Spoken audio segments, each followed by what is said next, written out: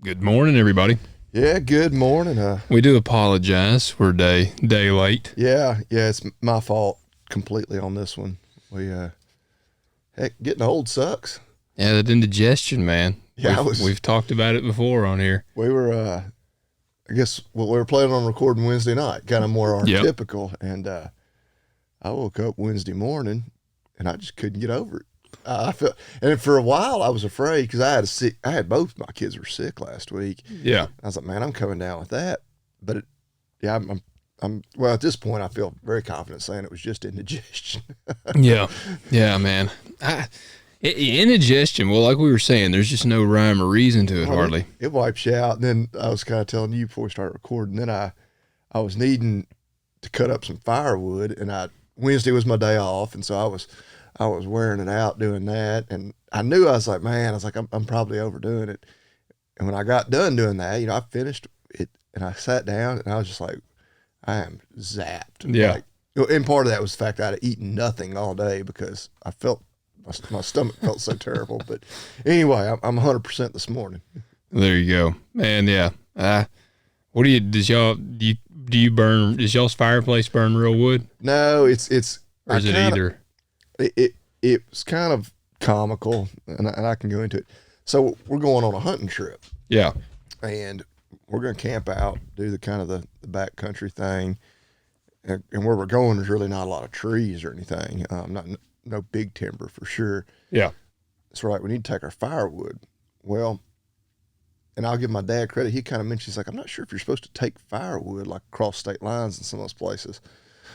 And I was like, yeah, you might be right. Yeah. But I didn't really blow it off, but I never really thought that much more about it. And then as I was chopping up the wood, I was splitting it. I noticed, and I think it was just ants, but I was like, It kind of hit me again. I was like, because that's why, of course, they don't want you bringing in firewood. Yeah, potentially bringing in an invasive species or pest. And sure enough, but I kept on going. I was like, oh, I'm getting a good workout at least. Yeah. And sure enough, we can't take firewood. Oh, okay, dang. So I never would have thought about that at all. So now I've just got a bunch of split firewood for our little fire pit. Well, there you go. Hey, well, there you go. You can use it for that. What do you got, red oak or ash? It's a red oak. Yeah. One that had fallen out in my pasture, because when we were talking about it, the guys were like, yeah, we might need wood. I was like, I know exactly where I can get some. And so I was like, dang, all that for nothing. Well, like I said, man, it's a good workout. I love swinging an axe. I don't know what that tree that was down back here in the pasture. Marcy bought me, I think I had mentioned it on our brand. It was a council axe. Yeah. But it was like an American felling axe. Yeah. And man, that thing, you can shave with it. It's so sharp. Yeah. And I've got my typical like Lowe's axe, and I've sharpened it and stuff, but it don't even compare. Like swinging that felling axe, it's got like a real long American hickory handle. I mean, yeah, you can feel your chest hair getting longer as you're swinging that thing. There you go. Well, I was just using one of those cheap splitting axes. Yeah. I had it all cut up with a chainsaw, and it was just... To split them, do you have the splitting head on it, or is it just a regular axe? Yeah, it's got the splitting head. Yeah, like a maul, basically. Yeah. Yeah, man, those are nice. Well, there you go. Good deal, man. Well, that's why I couldn't record Wednesday night. Yeah, some people were probably like messed up. We probably messed up some folks Thursday morning because we have people every Thursday morning. No, that's great. And I apologize. No, and I'm glad. Yeah, we appreciate our regulars, man. That's awesome. Like that is awesome. So we do apologize, but hey, it happens. It happens. We're here now. Yeah. Well, trust me, we would have rather recorded at 9:00 Wednesday night than at 4:30 Friday morning. Yes, especially me. I think it hurts me worse than Bobby Lee. But when we were texting last night, and you were like, "We can record at 5," and I was doing the math, and I was like, "I don't think I can. Like, I got to get back home." Well, and it wouldn't have made any really in the end, I don't think it made any difference because I'm like this morning. I was awake at about 3:30 because I set 3 alarms because. If at that time of the morning, I'm usually pretty dead asleep. Yeah. And so I set 3 different alarms. And so I also just mentally know that I got to be up. So like I'm like, by 3 o'clock, I'm just kind of constantly waking up and checking. So, Well, did y'all run late last night? yeah, I got in, it was like 8:30 or so. Not terrible, but it's hard to run too late just because unless you got a good breeze keeping the dew off everything. yeah, and it was no breeze. It was super still.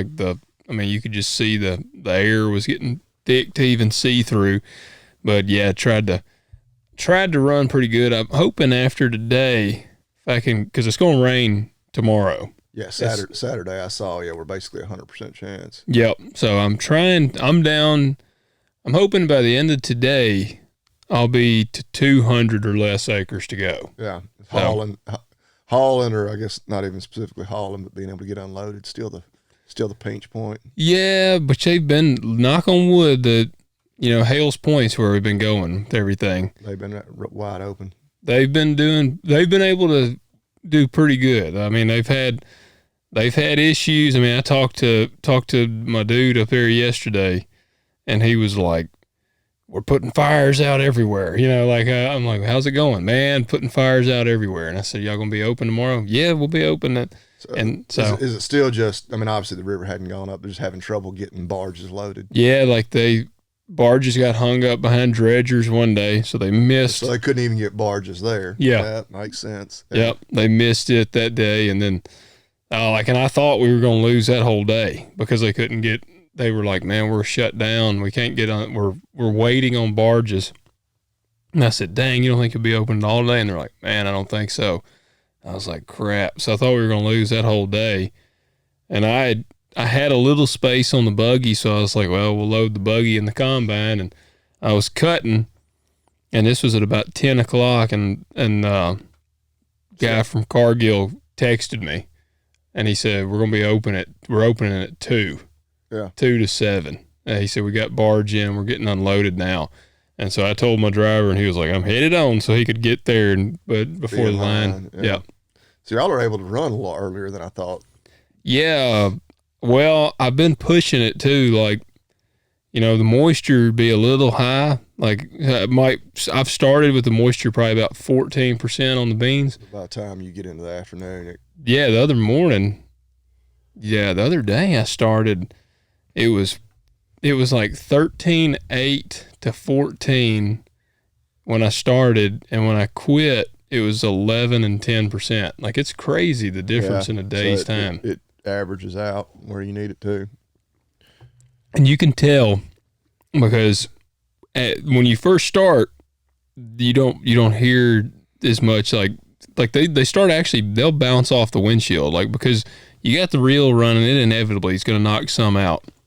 And you can slow it down, but you got to run it somewhat fast because you got to have it going enough to keep them feeding in there good. Yeah. And as later in the day, you can hear more popping off the windshield and stuff. And that's what, talked to our buddy at Cargill yesterday, and because I called him because the beans when I started yesterday, they were like 14.7, and I was like, man, that's pretty high moisture. I called him. I said, what's the restrictions? And he said, we don't have any. He said, what are they? And I said, they're 14.7. He was like, oh man, that's fine. I said, they're 35%. I said, you could fill up a glass of water with these things. And he was like, yeah, you're just pumping straight water into the hopper. I was like, yeah. But he goes, no, that's 14.7's good. He said, because he was like, man, you want to get docked a little bit on moisture, because he said, if they got a little moisture in them, they're going to be heavier. And he said, so that little bit of dockage you take on the moisture is worth it for what you gain in weight. Yeah. Because, and it makes sense. I mean, always the drier something gets, the less water weight you have in it. Oh, yeah. So, but there is a sweet spot there. You don't, if you take some up there and they're like 18%, they're going to dock you so hard that it don't matter what the moisture is. So that's where we're at. But hoping after today, be maybe down under 200 acres. And then after the rain, when we finish where we're at, I'll be down to about 60 to 50 acres to go. So there you go. Very close. If we could miss the rain, be done before the end of the month. I would be very close. That'd be an early finish to harvest. Oh, dude, that'd be the earliest I've ever had. Which, I mean, it's been super dry. Yeah.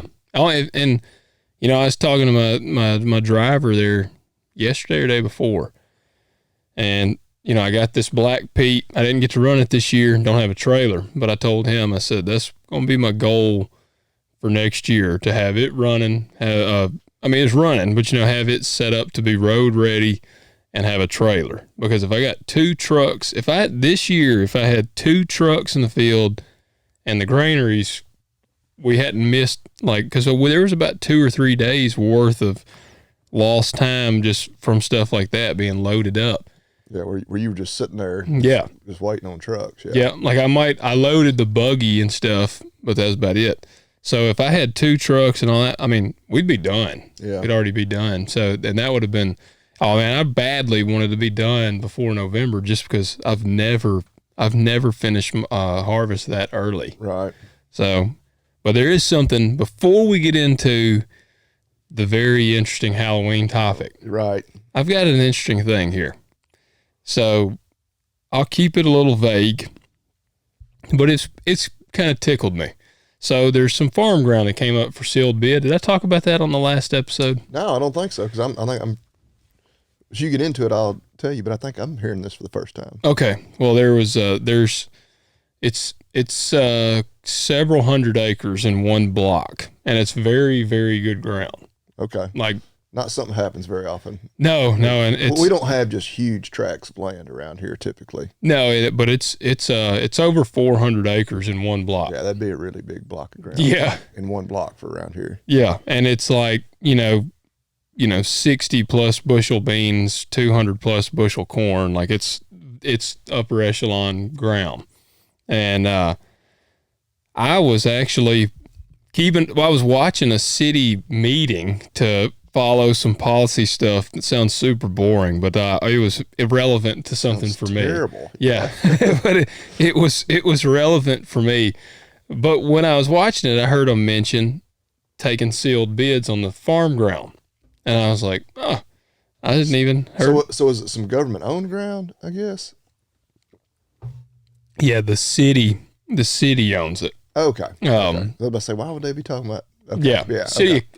City of Covington owns it. It's no secret what I'm talking about, and it's all public knowledge. You can look up all of this, but City of Covington owns this ground, and it's it's damn good ground.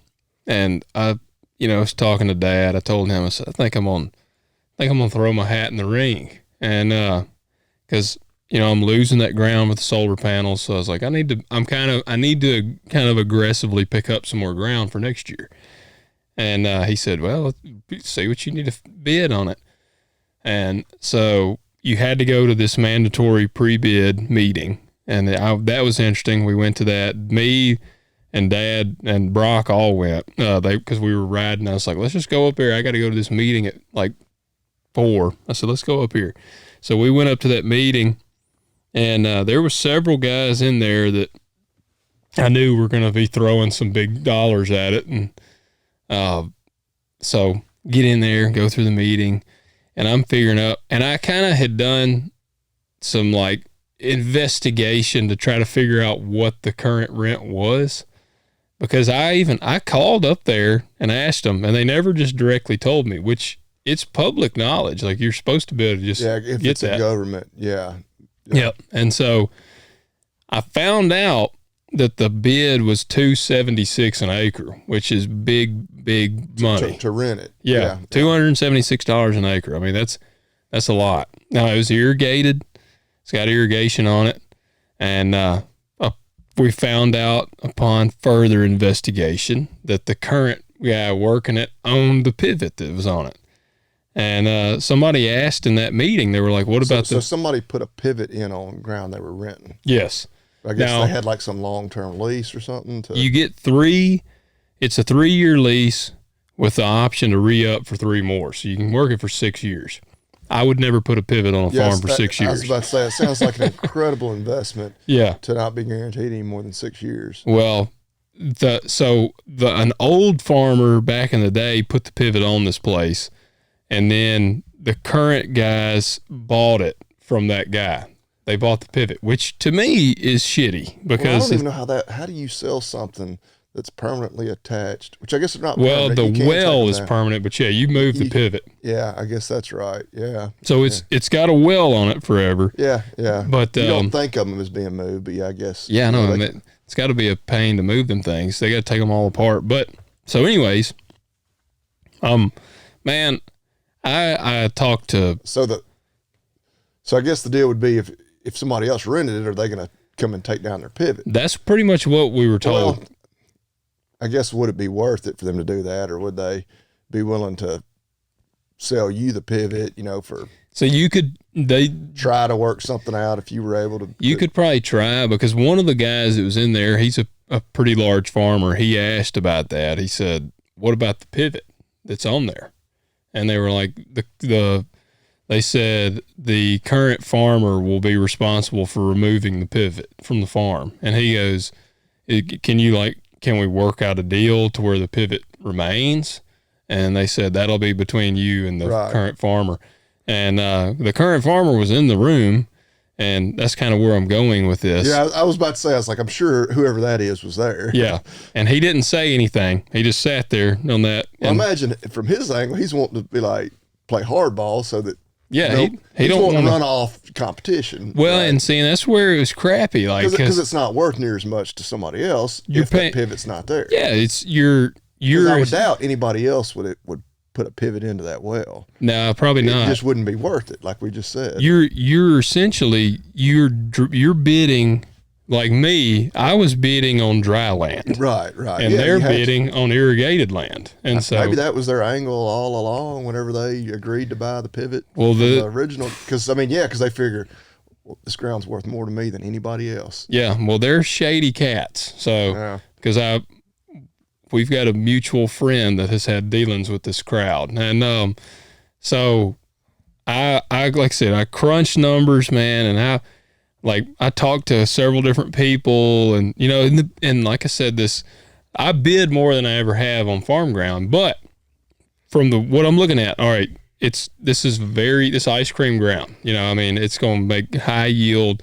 Rarely will you have a bad yield on this place, and it's 400 and something acres in one block. So like that right there already bumps up the rent, and so I bid a significant amount. For me, it was not as much as the current rent. Because I was like, man, crunching numbers. And, well, like we've said on here, or you said, you don't want to go broke paying rent. Yeah. And that was the thing. On a good year, you would make good money. On a bad year, you would get smoked. I'm talking, you'd lose $100,000 on a bad year, if not worse. And if you had a year like this year and you had corn out there and the corn cut 80 to 100 bushel, you would get absolutely dominated. And so that right there, I was like, okay. So they opened the bids. I didn't get to go. I was in the field, but you didn't have to be present. You just had to submit your bids. The guy that asked about the pivot did not bid because he told some people after he found out the current guy owns the pivot, there was no point in bidding because he knew like, well, I'm gonna have to bid as it being dry land, and there's pretty much zero chance that if I get it that this guy's gonna work with me and sell me the pivot. Okay. Yeah, and then it was kind of weird. So that's where you can't let ego get in your way, because kind of the testosterone part of you be like, no, I want to get it. Well, and then play hardball with him because they don't really want to pay to take that pivot down. That's dumb. Like, it would make more sense for both parties for us to come to a reasonable deal. Trust me. You get into I'm that way, man, because especially I was the youngest guy probably throwing my hat in the ring too, and I'm throwing it in there with some guys that are working, quadruple the acres that I am, if not more. No, probably more than that, significantly more than that. 10 or 12 times as much ground as me. And so, yeah, man, because I'd love to have gone in there and drop, $320 an acre and bid it. But they got it. And so this is where it gets a little weird. So it's going to stay with the same guy. Okay. $312 an acre. And good for the city of Covington. Yeah. That's the next two bids were 309 and 308. And Dad was kind of like, how in the hell would they have bid 312? He's like, that seems kind of They were getting some inside strange. info. Yeah, and so what? Man, it's been interesting. Oh, I mean, I got absolutely blown out of the water because I wasn't bidding anywhere close to that. I mean, I did several variations of rent. I broke down a $300 an acre rent just out of curiosity. I was like, I'm not bidding $300 an acre. I wrote it down, and that was, man, I'm telling you, in an average year, in an average yield, you were making like $12,000 to work 400 acres. Yeah. That was not even remote. I've got 50 acres that makes more of a return than that. So it's like, nope, not going to do that. I think you came out much better for it. Yeah.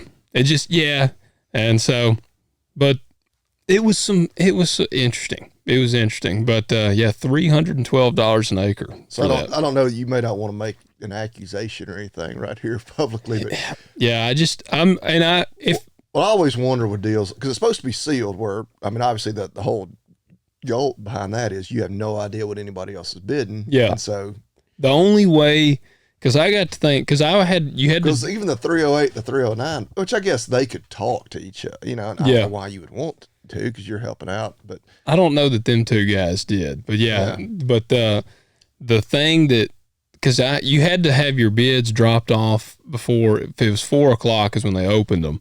And I mean, I knew I was going to be tied up, so I ran and dropped it off. But it's in a sealed envelope. And so, I mean, there is a part of me that open them all up. There is a part of me that's like, I wish I could have ran and gotten there, like right at 4, which, I mean, my bid wouldn't have mattered because I got absolutely blown away. But like, I still would not have minded going and being like, all right, here you go. Like, what if a guy had showed up and had like 315 for his acre or bid and showed up at 4:00 and was like, boom, here you go. And I mean, it would have been interesting. It would have been interesting to see. Okay. Yeah. And I misheard you at first. I thought it was farm coming up for sale, but no, it was just to rent. Yeah. Yeah. Well, yeah. So, and again, I'm not, because I don't even know who we're talking about, but so I guess one of the concerns I would have would be, did the person who ended up with it, did he have somebody, did they open them all up just at once? Like, all right, all the bids are here, now let's open them up. They did not publicize the bid opening. See, I think that would have been probably the better way to do it. It's like, because have it, and I know, another boring ass meeting. Yeah. All right, we're just going to open these bids. Because, you wonder if somebody, he had some inside knowledge. Well, he was a politician. Well, and the other thing, I mean, I guess you'd say, well, why didn't he just bid 310 if he knew that the highest bid was 309, Well, then that'd be too obvious. If it was 308, 309, 310. Yeah. I think that'd really raise some you're hairs. right. Oh, yeah. No, that would be like, all right. Yeah. But, it sounds like, and again, I don't even know who we're talking about, but well, see, most people are already pretty suspicious of stuff like that. You know? Because I called and asked them if they were going to stream it on Facebook, because they do all the other meetings. Yeah. And because I was like, I'm not going to be able to be there. And I asked them, I said, are people going to be there? And I mean, and some people may have been. I mean, I don't know. I didn't get to see it, but they were like, I don't think anybody's coming to this. They were like, this is just the bid opening. Yeah. Well, and again, I mean, I look at it, it's like, all right, well, good for the city of Covington. And, and good for that farmer. Like, man, go make a my last bumper thing crop and make some money. Yeah, my last thing on it, and this is kind of what just really kind of rifes me about it, and then we'll roll into the Halloween thing, is the guy and the people that got it, the dude was a politician and was strongly supported by the farmers in our area, and now he's renting the hell out of all of their ground. He's going around and paying because I was talking to a guy yesterday, and he's gone to like 2 of their landowners and has offered like $100 an acre more rent for their ground. Crazy. It's like he's offering like $280 an acre for ground that people are probably paying like $180, $160 for. Yeah. And it's like, man, and he's doing it to guys. Literally, he was strongly supported in our area. And it's like, dude, you're doing this to people that helped you get in office at the time. And from the politics standpoint, I imagine they look at it as well. That's that's a handful of oats. You know, Yeah. I mean, even if I pissed off every other farmer in the county, like there just ain't enough of them to matter. Yeah, you yeah. know? Oh, and he's not in it anymore. Right. Okay. Yeah. Well, it, But he's a yeah, shady cat. but yeah, well, no, I think that you probably lump all politicians for the most part into that. But yeah, I mean, yeah, it's a game. I don't know. Yeah, I go back and forth with some of that stuff. Like, because the whole,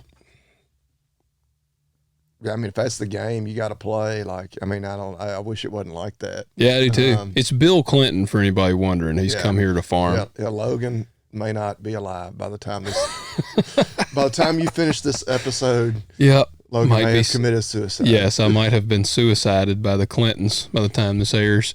All right, well, there's y'all's little rundown. So the big topic, man, we've been hyping up.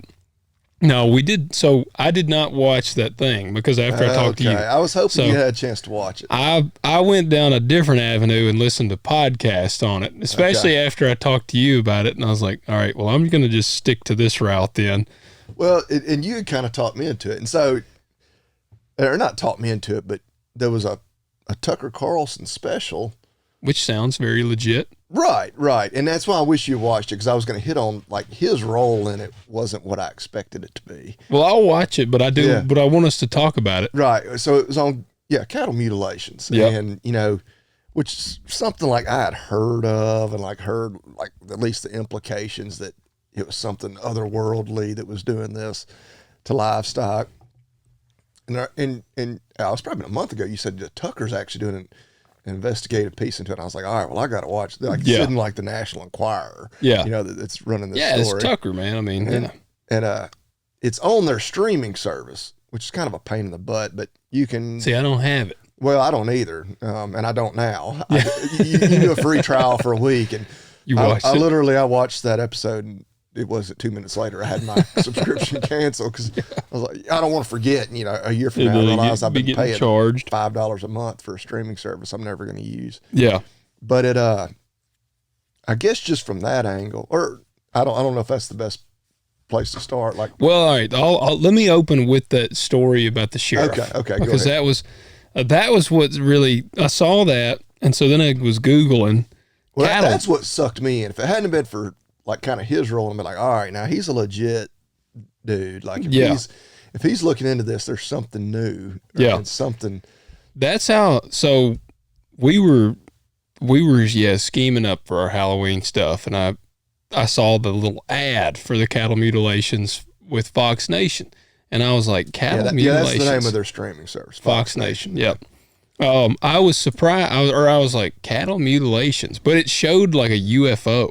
Oh, yeah. And so I said, what the heck is this? So I Googled it, and I was looking, and I found this podcast, and it was there's actually a lot on cattle mutilation. Oh, I'm sure. Yeah. And so any conspiracy, like, but this was I can't remember if it was Arizona or New Mexico. It was somewhere in that area. It's always the Western U.S. Yeah. I say always, like there's like reports of it all over the world. But, Well, this woman was talking about, and this was like it was like an investigative podcast, and they're interviewing this woman, and she's telling the story about they had some cattle, and they found this cow out there that had been like really just bizarrely messed up. And so this sheriff, and she said they called the sheriff, and he comes out there, and she said the sheriff is like a very like Tommy Lee Jones in No Country for Old Men is how that was how I was imagining him, like, just a very cut, dry, like no BS type sheriff. She said, he's very honest, older guy. And she said they called him. He comes out there, and she said the cow is drained of all of its blood. The ground around it is clean, like dust is clean. There's no animal tracks. There's no foot tracks, nothing around this thing. And there's no blood in the cow. It's got like these surgical type incisions on it. I'm going to stop you right there. I always, because of course my veterinary side comes out, like, how do they know it's drained of all its blood? Like, what makes them like, how do you even? Yeah, I don't know. Even as a veterinarian, I'm like, I don't like on a post-mortem, dead animal. How do I know that all the blood is gone? Like, I mean, you could really do like a detailed necropsy and maybe find that out. I don't know. I don't know if they did that. But but they always want to say that it was drained of all its blood. And I'm like, what? Yeah. Which, I mean, you probably get that I'm the skeptical one here. Yeah. but there was no, it was bizarre for them because they were like, there was no blood around. And there was like the only sign of a struggle, they said the body of the cow looked like it had not struggled, but the head, they said the head it was in such pain or agony, like something, that it had actually dug a hole with its head. Like, I guess, moving its head back and forth and all that. And it had dug a hole like several inches deep. And so they called the sheriff out, and the sheriff gets there and he looks at it and they kind of do some digging. And yeah, what sold me then was she said the sheriff like went home that night, and I guess he called her again the next day. And this is like I said, a gruff, like tough man's man type sheriff. And she said that he called and said that he had a nightmare that night for the first time in his life. And so I was like, this sounds pretty cool to look into. So that's what ultimately sucked me in to it. And I listened to that podcast, and we were we saw that. I didn't get to watch it. Then I talked to Bobby Lee. Well, it's only like 28 minutes long. Which is it only one episode? I thought it was several. And as soon as I saw that, I was immediately like, my heart dropped. I'm like, well, this clip sure as hell doesn't go very deep. It was. Yeah, I'll get into more of my issues on that angle later. Yeah. Well, let's hear hear about that one. Well, hear about what? First, they never did. For anybody else, they never did figure out anything on this one. Well, that's true with all of them. It's like, and I'm like, come on, guys. Like, if you're coming at me with some crazy theory, the burden of proof is on you. I'm gonna need more than a dead cow that looked like it struggled and there was no blood. Yeah. Like, because that's always the thing. Like, there was no blood. I'm like, look, this sounds terrible. We have cows. Like, cows die out in the pasture. A lot of times they get down and struggle. Like them saying they could tell the head was thrashing. Man, it's awful as it is. And like, we find down cows. A lot of times we'll find them, and they're not dead yet. Obviously you're checking them regularly, but they've been laying there for a couple hours, and they've been kind of you can see where their head and and like there's usually, and then even if you find one that's already died, unless like it was killed by a predator, which like we don't really have predators around here that would kill, especially full-size cattle. Yeah. Dogs and coyotes may eat them after they're dead. Yeah. We have scavengers more than we have predators really here. But yeah, there's not blood. Like I would dare say that almost any time I find a dead cow, like it's not an injury usually, or not something. Well, maybe they blood in the animal. Yeah, but I'm like, well, okay, show me. Like I need to know. Like I think they had people out on. So they're implying that something like some vampire like alien sucked all the blood out of it. Yes. I don't. Of course, I would want to know, like, how long did it look like it had been dead? Yeah. Because a lot of these, like on that TV show, like someone's like, well, damn, like the picture you got of that looks like it's been dead for a week. Which it's out in the West almost always, and a lot of their, pasture and rangeland, they 50,000 acres. And so it's not uncommon, they may not have eyes on all their animals, especially when the cows are like on their summer range or whatever. Yeah. They may be lucky if they may not see them hardly at all when they're off on the summer range. And, and like, I don't know. Every case, and it's like they would show some pictures, and I was like, yeah, I've seen cows like that after scavengers that eat them. And they're like, I don't know that a human could have done. I was like, well, no, I don't think a human did do it. But there was, I don't know, I think there's some cases where, because that's one of the theories, like maybe it's cults that are doing this. Like, well, there probably are. I mean, there probably have been some. I don't think that's a widespread problem, but in some cases, I could some weirdos out there doing some stuff like that. Yeah, and some people believe that the government is doing it, like experimenting with like biological weapons. But of course they want to keep it on the down low, and can't admit to it. I know it could be the government, maybe, but I think because there's been like thousands of reported cases of this. Oh yeah, And, since the 70s or so. And I'm just like, and again, back to more the veterinarian side of me. People, because I see it every day, just with dogs, cats. People, and this is painting with a broad brush, but people love to come up with the wildest story ever, or explanation ever. I won't say story, but explanation as to why something happened. Like, Yeah. And again, I'm talking more like dogs and cats. Like, Well, I need to. nobody ever wants to say like, yeah, here's my dog. He's got some bite wounds. It was my neighbor's dog that bit him. Yeah. Like, no, it's always got to be something wild. Yeah. If they didn't see it, Yeah. like, I think it might have been a coyote. Yeah, their neighbor's a And I vampire. mean, look, we have plenty of coyotes around, but I'm just like, the odds are like exponentially higher. This was another dog that bit your dog. Well, I know how. Here's how I would explain it. There you go. You got to set the mood.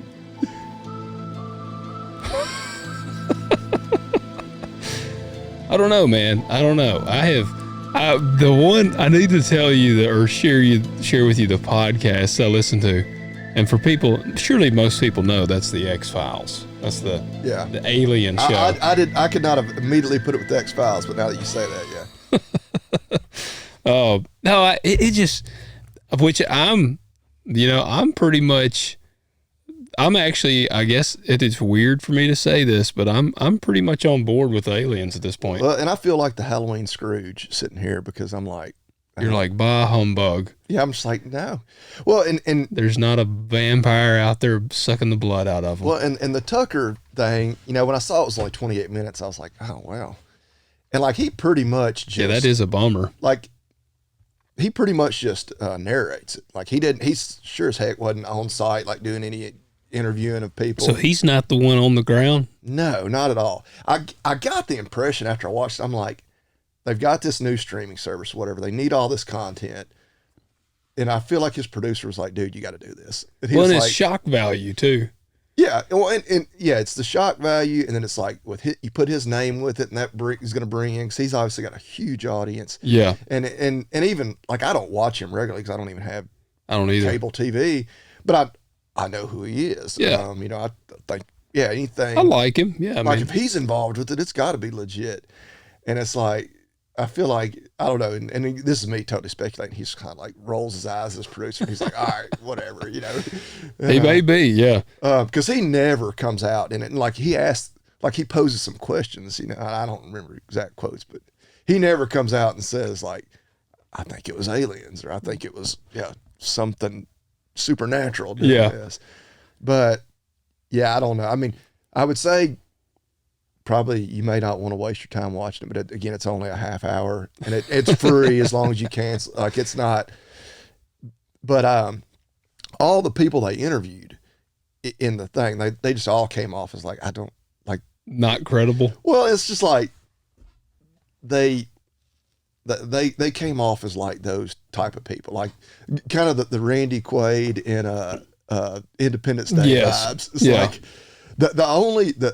have you heard of the Bearded Butchers? Yeah. So they're in there. Okay. They come at it from the angle of they were kind of the experts of, could human beings have done all these mutilations? Yeah. And they were straight up like, no. And I agree with that. I don't think in many of these cases, which of course they didn't investigate every one of them, but they were by far the most legit on there witnesses or people that they interviewed. So was it the chupacabra? So I actually, that was one of the theories. And there's all kinds of like, what even is a chupacabra? Like most of the site, because of course that's like I guess a South America and like a Southwest U.S. kind of thing. And a lot of people say that like those are, I will say that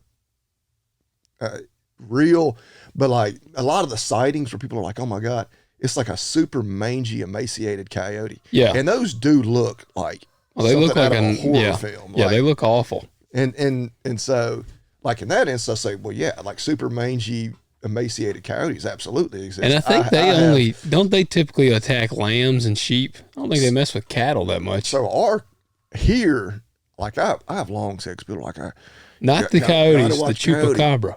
Well, but I think a chupacabra is a coyote. That's the only chupacabra I believe in. Anyway, I don't believe in like the reptilian, like the cartoon character looking ones that you see pictures. But I'm saying from the myth or the urban legend side, don't they attack lambs and sheeps? Oh well, that's what the name actually means goat sucker. I think if you like break down the chupacabra. Yeah. So yeah, small ruminants, goats, sheep. Yeah. That's what I was thinking. Well, and it's a smaller creature. It is, mythical. And it does look like a mangy coyote from what when you Google it, that's what it typically comes up. Right. Well, and even like the mythical drawings of it, it's like, I could see where somebody saw a really awful looking mangy coyote and like it was dark or whatever. And you in your mind, you give it like scales and, yeah. And they could look scaly, they could be like their skin gets scabby looking. And I mean, they look, again, like something out of a horror film. Like, I've shot and killed them in the pasture and you're just like, oh my God. Yeah, I don't even pick them up and move them. You're like, you feel like you did a good deed by, for the animal. You're like, that was a mercy killing. Yeah, I'm like, I put this joker out of his misery. Yeah. But I don't know the podcast version. Man, it was far more credible because they cited newspapers. They cited the local newspapers, and I was going back, but it's hard, if it's a local newspaper, it's hard to like find the article without going to like their archives. And I was like, all right, I'm doing this show, but I'm not like that deep investigative like journalism here, so I did not go through the archives of the Boston. It was not the something Bugle, not Boston Bugle. I can't remember. I had it in my phone, but it's just the few people they interviewed in that special. It's just like every one of them is like, like you just immediately got a vibe from. It's like they're like that person that's like always out there on stuff. Which I guess if you've had alien encounters, which none of them had an actual, that was the thing, like none of them, it was all like, I found this animal, it was mutilated like this.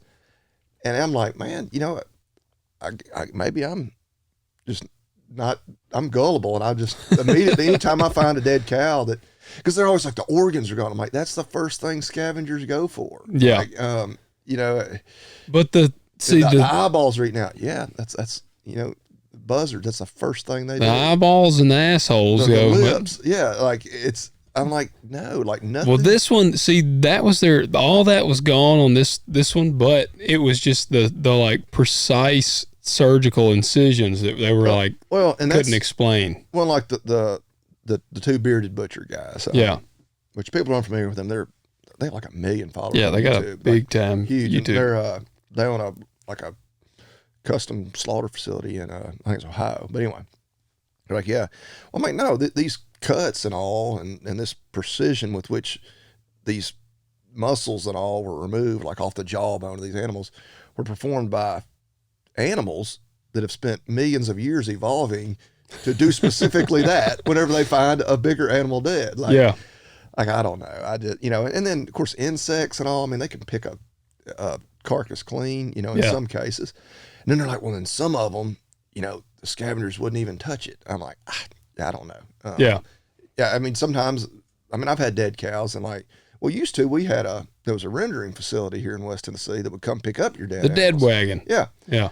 They don't anymore. At least they don't come as far as we are. Cause it's a long ways from here. Make dog food. I don't know what all they turned it into. I don't, that's always, but I really don't think they can even turn it into pet food. Really? I really don't know what they do with all the rendering. Yeah. But they just pick it up for free, of course, and then they get the whatever product they can make out of it. Man. But they don't come here anymore. So now when we have a dead cow, you really just have to dispose of it yourself, which a lot of times, depending on where ours fall dead, like sometimes they just lay there because, they're in spots you can't even really get to them with a tractor or anything to move them or bury them And so sometimes, one lays there for a while.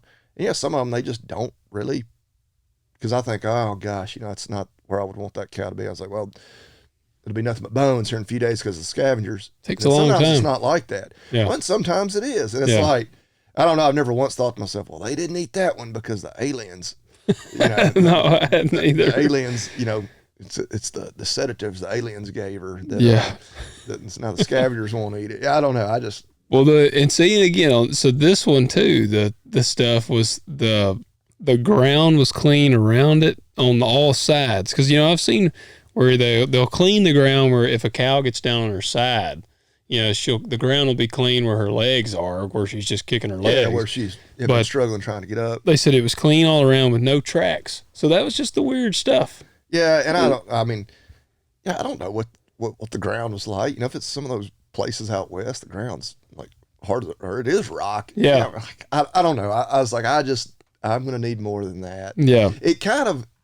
I kind of equated it to, and you don't hear anything about it anymore, or not much.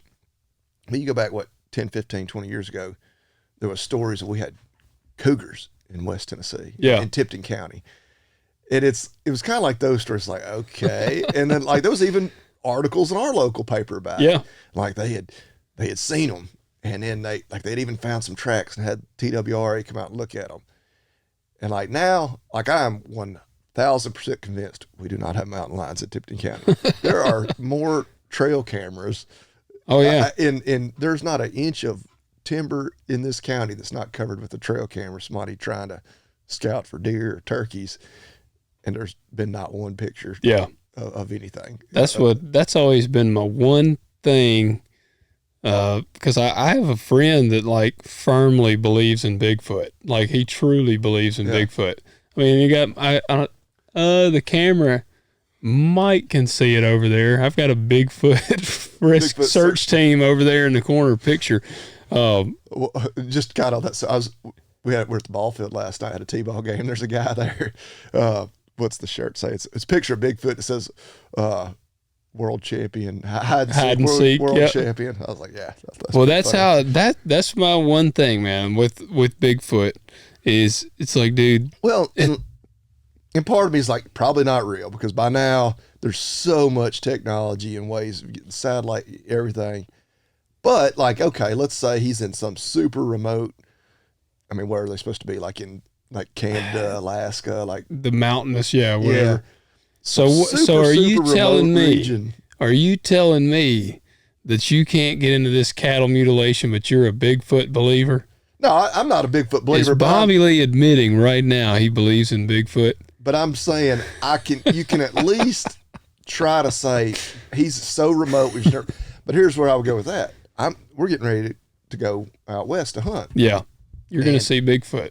Well, and I've been, just at night, like I'll get in bed, I'll watch like a 20-minute video of like mule deer hunting. That's what we're doing. Just get myself pumped up. I'm excited. Yeah. And every one of them, when they're hunting public land, they're like, yeah, we've seen so many hunters out here. And we're like way off in the back country. And I'm like, so there's like, where is this dude that he's that remote? Because heck, I'm watching guys that are trying to just go hunting and they can't find anywhere where there's not other people. Yeah. So, yeah, he is definitely the hide and seek world champion of all time. If we still don't have, and nowadays everybody has a damn high tech video camera in their pocket. Yeah, it's no longer the days when it's like the blurry figure in there that you can't see.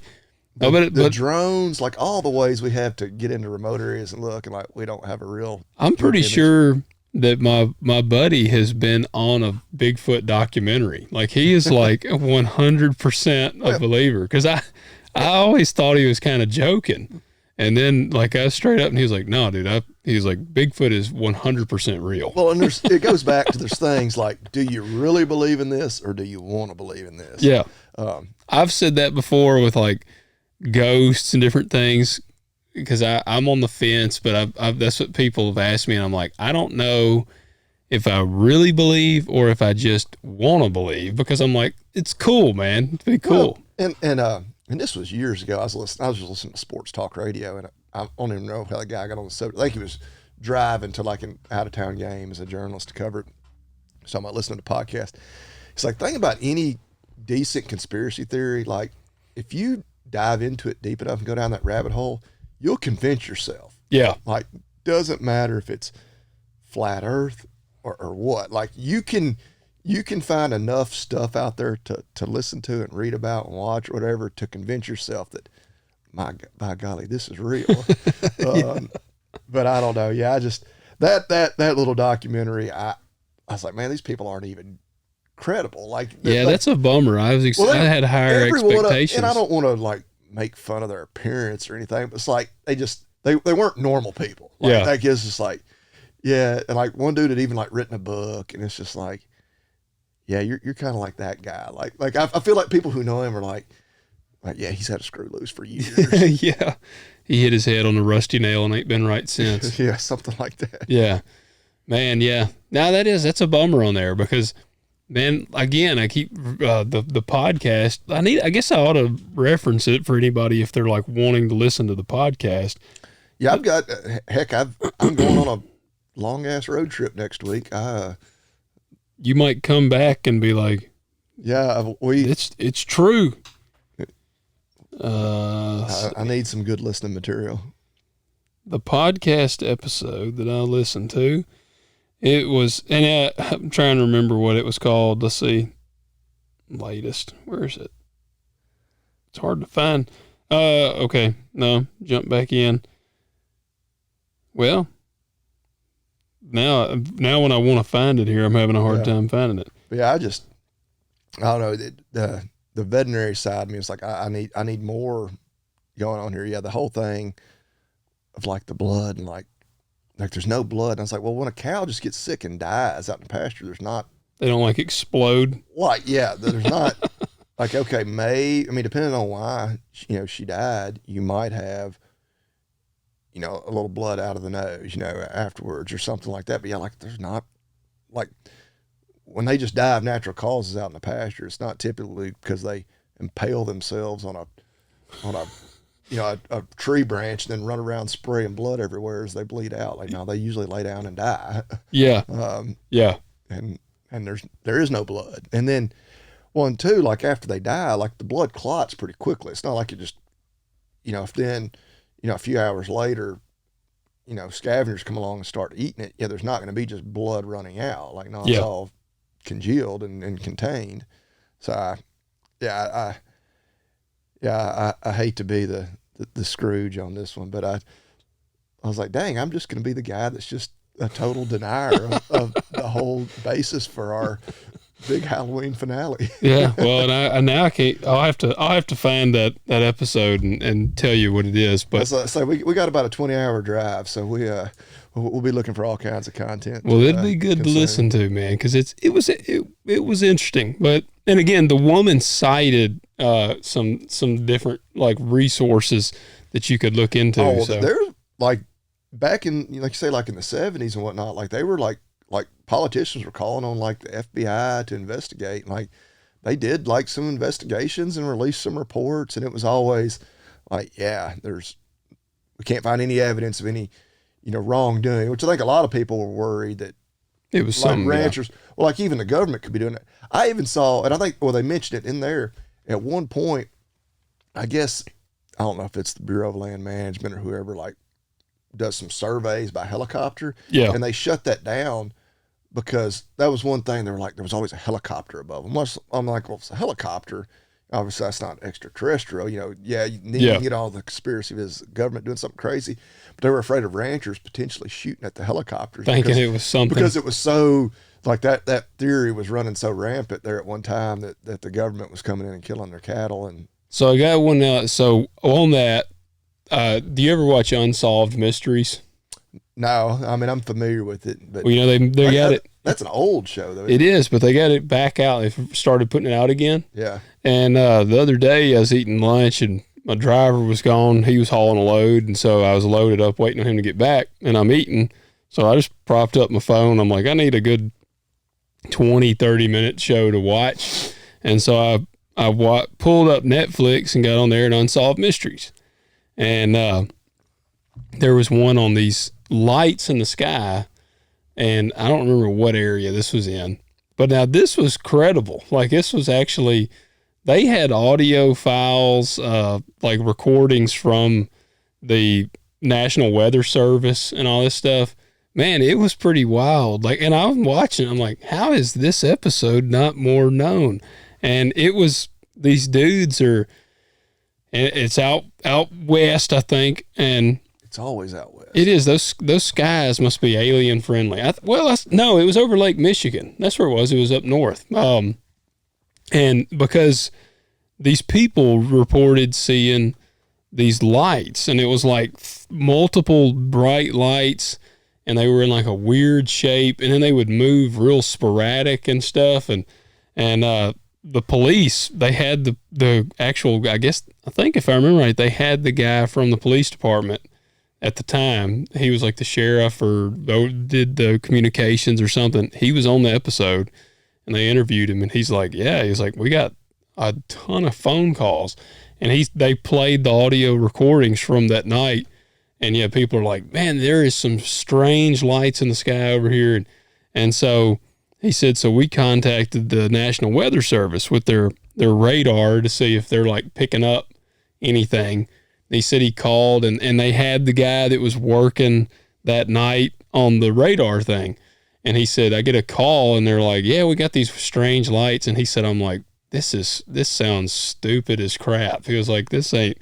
And so he said he goes, and he's like, well, I'll look. And he checks the radar, because he said you kind of have to, I don't remember how he described it, but he said it's kind of hard to just like pinpoint an area. So he said he had to start kind of looking around. And it plays his audio, and it was pretty cool listening to his audio at the time, because he's like, yeah, and then he goes, oh my God. Like he's kind of like this, like he sounds kind of nerdy, but he's like, oh my God, look at that. Like, what is that? And so it ends up, they actually move over Lake Michigan, and they're moving like rapid. He said they would have to move, 76,000 miles per hour. They calculated the speed at which these things were moving. And he said it was something around 76,000. He said they could go from New York to Los Angeles mathematically. Like they could go from New York to LA in like 3 seconds or something. He said nothing exists that can travel at that speed. And so Right. they were talking about the light. And I mean, it was all documented. Like, it was pretty wild. Yeah, and I'm not the person to say, like, I think it's probably pretty small-minded to think that there's not potentially life out there on another planet. So we got to know before the end of this episode, are you a believer in aliens? So I guess I would. What's the definition of alien? I guess because I don't know. Don't start giving me the politician answer. well, no, but it's like, okay, so we live obviously on Earth in this solar system. Terrestrials from other planets or galaxies. Do you believe in them? I don't not believe in them, I guess, and I maybe that is. I think. Damn it! I think the odds, because obviously, so we're this one solar system within the Milky Way galaxy. Yeah. Which there's other solar systems within our galaxy that we can't even explore, right? I mean, it's so vast. Yeah. And then our galaxy is part of the bigger universe. Like, my God, like when you think of how tiny even our solar system is. Yeah. Like that we're just the only solar system in all of existence that has a star with a rock the perfect distance away from it to allow for life. Yeah. I mean, I think it's entirely plausible that there's another solar system just like ours out there, maybe even in our galaxy, which I'm not an astronomer to even know, like, or in another galaxy, in another, within our universe. What I think it's neat to think about, like, obviously we're both Christians, God created heavens and the earth. Yeah. But like, is there anything in the Bible that would say that there's not another identical solar system, out there? Yeah. And another, like, when same day he created multiple Earths on the same day, Yeah. And what I think is cool is to think about, like, I wonder where that one is today. If it all happened on the same day. Yeah. Like, where are they? Did they evolve so much faster than us? They're probably flying cars around and stuff. Yeah. Or are we really the most advanced? Yeah. Have they somehow figured out how to have total world peace on another planet? Is there maybe one out there where Eve didn't bite the fruit? Yeah. And probably not. But, and then it's just a perfect, utopia in the Garden of Eden still. Yeah. So yes or no, do you believe in aliens? I would say odds are that there's another planet out there somewhere. Yes or no? That has life. Just give us the yes or no. I would say yes. All right. There you go, folks. I would say I don't believe that we've necessarily had those visit this earth. Yeah. I don't think there's any evidence, or I don't think there's hard evidence that they have been here yet. I would love to see it if there have been. And then I would too. You know, what's the whole Alex Jones thing? They're living amongst us. Yeah, it's interdimensional or whatever, which I'm not smart enough to wrap my head around exactly what that means. I've tried to go down that rabbit hole. Just Stranger Things has made me like wonder about the like interdimensional stuff. Yeah, I don't, dude, you gotta be, the guys that really get into that, they're like, you know, master mathematicians. So they're like going, they're doing a lot of shrooms. Yes, maybe both. They're probably both. Yeah. Yeah. So I don't know, man. Because I've read there are scientists and stuff that are trying to like figure out if there is some sort of interdimensional type galaxy, and and it sounds so odd and sci-fi to like even say that, but I mean these are like actual accredited scientists. They're just but I'll also they're testing say theories. There's a whole lot of people with degrees that are crazy as hell. Like well, look at the professors that are a lot of the professors in college today. They kind of get out there. And like obviously I've spent a long time in school, so I was around a lot of them. And a lot of them are like solid as hell. Yeah. But a lot of them are there because they wouldn't be able to function in the regular real world. You know what they say. Those who can do, those who can't teach. Yes. Which I'm not going to paint with a broad brush. We don't hate teachers. That's just the saying. But there are, like I could, if I wanted to, I could name you several that were professors like at the vet school. Yeah. That like, yeah, dude, you would have lasted in practice for a month, maybe. Like, just because, and a lot of it's just because, like, you can't have a normal conversation. Like, clients would hate you. Like, nobody would ever bring their pet to you, or they're just such weirdo, you know. And, and they're brilliant. And some of them I even really respect them. You know, and some of them, we're total dicks. And like, that's you're teaching because that's literally the only thing you could do. Yeah, man. Well, there you go. Well, that was do some digging. Look up the cattle mutilations. That was the Halloween. I had higher expectations for the Tucker special. I did too. I guess maybe I should have watched, because we've been talking about it for like a month, and neither one of us. I watched it like Monday night. You know, I've just been listening to the podcast, and but like I said, those sounded pretty credible. But I don't know. But I like with the alien thing, man. I can get on board with aliens. So I used to always be like, no chance in aliens. And I always would approach it from the biblical standpoint. I'm like, they don't say anything about it in the Bible, but he does say there's things in the Bible there that we will not understand. Well, I'll say this: I don't believe necessarily that they're like, again, like the Hollywood version of aliens. Like I envision them more as there's like another Earth, basically, almost like a parallel, The last question I got for you is, do you think we've ever been on the moon? Yeah, the people who don't believe. Yeah, that's another one that people will start throwing out conspiracies and whatnot. I think we probably have. Like I tend to believe those sorts of things. I think, I'm not a moon denier. Yeah. I got a buddy that is a staunch moon denier.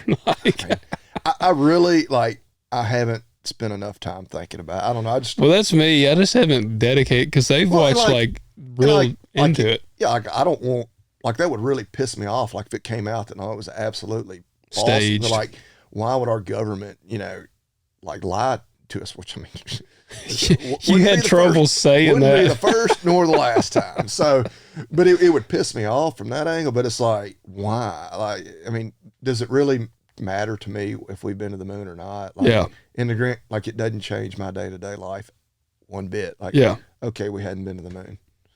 Yeah, bummer. Damn. Neil Armstrong, you lying son of a bitch. I mean, whatever. I worry about things a little closer to home. Yep.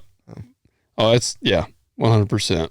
That's kind of like whenever I get people on Instagram, if I put up something that riles them up about like GMO or something, and they'll DM me and we'll kind of go back and forth a little bit, and they're like, well, can you cite your sources? And I'm like, no, because I don't just sit around to look up this bullshit. Like, I'm actually out here planting the crops and growing the crops and trying to make a living doing this. So I'm not sitting at home with 17 cats like you are, just reading relentlessly on these.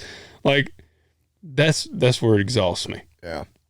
So, well, there you go, guys. That's the finale of the Halloween specials for us on here. Yeah, I hope everybody enjoys the Halloween weekend. Yeah. Get out, which I guess is Sunday night the official trick-or-treat night this year because Halloween's on Monday? Or does everybody just go ahead and trick-or-treat on Monday? I don't know. We just do trunk or treat at the church. That's pretty much what we'll do. We'll my granddad, I'll give a shout out to him, turns 99 on Halloween. And man. And I'm gonna miss his birthday party because I gotta go out of town to a wedding. I was like, yeah. It's like my wife. I'm like, yeah, a 99th birthday is probably more unique than a wedding, but for sure. Any married dudes out there know how that the discussion lasted about that long. Yeah. So we'll imagine we'll get back in town to be able to go see him on Sunday. And 99. Yeah. Man. Doubt I'll ever live to see that, but I'm the same way. I hope I live to 70. Yeah, his birthday's Halloween, so we'll probably go see him on Sunday. Actually, it's my plan, and yeah, we'll hit our trick or treat is normally like we go by his house because, of course, not only do I like to see him, but it's his birthday. Yeah, but we'll stop by my parents' house. We make like 3 stops. Yeah, that's go by the fire station, fire department. You know, they're usually, which I know several of those guys. Yeah, shoot the breeze with them for a minute, and they're always passing out candy. But yeah, I guess Halloween's always been weird because I always feel like we need to make it every year where it's like you need to just roll it to whatever the closest weekend is because I ain't going out. Monday night, I'm not packing up my kids and going out. No, because they got school the next morning, and hell, it's a regular work day for me, you know. Yeah. So yeah, I've just assumed this year, which like I say, the trunk or treats, I'm sure will probably be going on. What night is your church doing it? Ours it's Saturday, but they've had to move it inside because it's going to rain. 100% chance of rain. And man, it's a fiasco inside. But I just assumed a lot of places would do it Sunday night, but yeah, well, heck, that's not much better because Monday's school day. Yeah. Well, good deal. Well, all right, guys. Yeah, hope y'all have a happy Halloween. Do you have our company? Oh, hold on. I got to get up our audio. I can't believe I wasn't ready for it. Well, hold on. I'm trying to think. I did have a company, but what is the company that I had? I just ordered something. 2 words. Made in America. two words for everybody. Crap. I'm unprepared. I can do one. I thought of another one. I'm embarrassed that there's some of these I hadn't thought of yet. Because this is a product I use all the time, but I was using it this past week. So Casco Manufacturing, Kasco. I think they're most well known for their Herd cedar. Okay. A little broadcaster. Yeah. Very well made. I mean, made in USA. I've got one of those, but they make other implements too. A lot of smaller, like drills and planters. Yeah. Maybe even some tillage equipment. But yeah, I had my Herd cedar on the back of my side-by-side. Okay. Well, there you go. Planting some ryegrass. I've used the heck out of that thing. Casco. Yeah. Kasco. And then the Herd cedar, just HERD. But I've actually got to put it. I had it on my side-by-side, and it kind of course, it sticks way off the back. Yeah. My brother needs to use it this weekend, but I took it off. But it's real quick. You just put it back on there. Yeah. Put it right back in the receiver hitch and wire it back up to the battery. But yeah, I've used it to broadcast, plant all kinds of things. But yeah, they're in Indiana. Okay. But you go to their website. It's one of those, but you can always tell like the companies that are, because some of the stuff, it's like it's made in America or not. But like no, like as soon as you go, it's like boom, American flag. Like it is. They are made in America. It's not. Yeah. We design it in America and some of the parts are made overseas, and then we, it's assembled in Mexico. No, they try to kind of trick you a little bit there. It's kind of like with their wording, but no, they're made in Indiana. Awesome. There you go. Check that out. And there was one there. I was going to say something on that.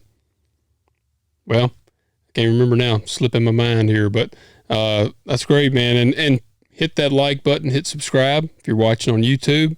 If you're listening, leave us a rating and a review. I was going to say, we've got some listener questions that have been sent in. We'll get to them probably starting next week.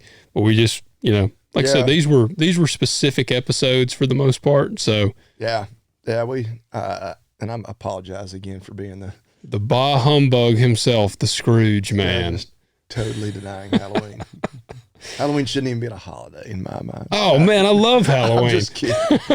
Yeah, but Halloween, from my perspective, it's about getting the kids dressed up. I was thinking about this the other day. You kind of go, they talk about Christmas or Santa Claus. You go through 3 phases. Just like, you believe in Santa Claus, you don't believe in Santa Claus, you become Santa Claus. Yeah, you really do. That's true. Like Halloween for me is kind of 3 phases. Like, you're a kid, and obviously you just love the candy and the trick or treating. Yeah. For like college age kids, I think it might be the greatest holiday because it's always some pretty good outfits, parties, and yes, it gives the ladies that may normally be pretty conservative an excuse to let her loose. Yeah, for one night. And man, yeah, thinking back to the college days, and then you get to our age, it's like, well, it's fun again because now you're taking your kids out. So yeah. It's kind of like the 3.